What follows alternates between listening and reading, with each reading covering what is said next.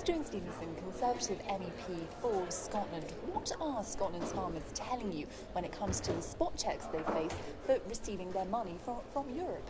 Well, all of them are having hard times. Now, people will be saying we always hear about farmers having hard times. The fact is, in the last 2 or 3 months, the cost of wheat, the cost of inputs, farm feed for all their livestock have rocketed. And meanwhile, the price they get for their beef, their dairy products, their poultry, all across the board, their pork has plummeted. Now, it's they're in a difficult position now, and yet they are being faced with cross-compliance measures, with inspections that the government insists on applying on behalf of the EU, which are punitive. These are spot inspections. They might be in the middle of a really busy time, and struggling with the weather conditions after the harvest and all the rest of it. Suddenly you get these inspectors arriving saying, okay, we want all your livestock brought in, we want to count them all, we want to make sure every ear tag is in place. If there's one missing, you're going to have huge penalties, you'll lose thousands of pounds. Now they are saying that the measurement of the land should not include areas that have gorse bushes, and if they find a little area of gorse bushes, they get the measuring tapes out and they say, okay, you've got half a hectare of gorse that you didn't include in your form, so we're going to penalise you with 3 hectares or 6 hectares being taken off your application, which cost them thousands at a time that they're facing ruin. And this is also unfair. They need help. These inspectors should be there trying to assist our farmers, not trying to trap them or trip them up.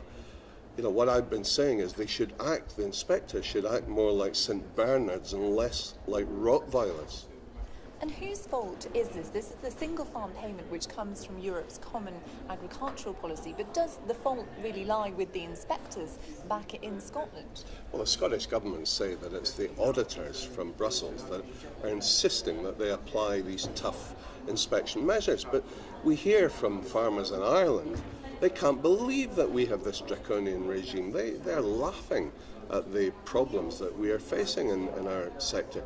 And the worst of it is the competition aspect. We apply all these strict, stringent measures to our farmers, then we throw open the door to allow all this cheap garbage to be flooding into our market from outside the EU, from producers and farmers outside the EU who, their welfare and hygiene conditions would be illegal in here. We should apply the same tough standards to them as we apply to our own farmers.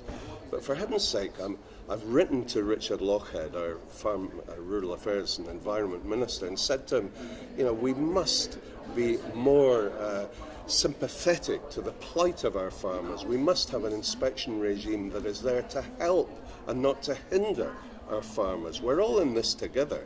We want a farm sector that's producing high quality foodstuffs and a good welfare regime. All our farmers want to do that. But let's do it in a level playing field and not have this KGB attitude all the time. And I believe that you were recently speaking to a group of farmers in Aberdeenshire, I think, and just how high on their list of concerns was this sort of overly burdensome KGB-style spot checking? Well, farmer after farmer gave me examples of, how they had suffered from this. It was the one thing that they wanted to highlight. They were really all giving me different examples of one guy had been harvesting potatoes in horrible wet conditions. He'd let some of his workers go off on holiday after a long summer of endless work. Then suddenly the inspectors arrived and said, okay, stop harvesting the potatoes, all your livestock in. Discovered there was one animal that they couldn't find and said, okay, you're going to lose thousands of pounds. I mean, that is just completely unacceptable. It's completely unfair. And we've got to have a better approach to our farmers. They are trying their hardest to comply. They're working, most of them, 80 hours or more a week, and yet they're not getting even the cost of production. They're working at a loss. Let's, for heaven's sake, remember that and have an inspection regime that helps them, doesn't hinder them. You say, some of them are working at a loss.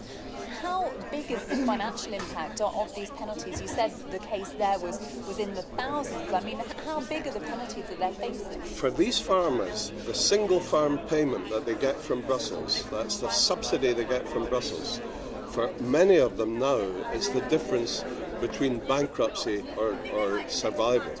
And if inspectors come along and say, because of a couple of gorse bushes that weren't registered on their application form, they're going to lose thousands, it's effectively ending their career, ending their livelihood, and throwing them onto the street. And I would ask the Scottish Government to remember that and not be quite so heavy-fisted. So you say you've written to Richard Lochhead. What more can you do really to push on this issue? Well, I'm trying to find across the board what the regime is in the rest of Europe. I mean, is it as heavy-handed in other countries? I've heard that in Poland it's just the same, it's equally heavy-handed. Well, this is very unfair. Let's have a level playing field. Let's make sure that we are encouraging our farmers to have the highest standards possible. They all want that anyway. But let's also make sure that we understand from a government perspective that they're going through tough times. And, if we want them to survive and we want rural agriculture to continue, then, we've to be more St. Bernard and less Rottweiler.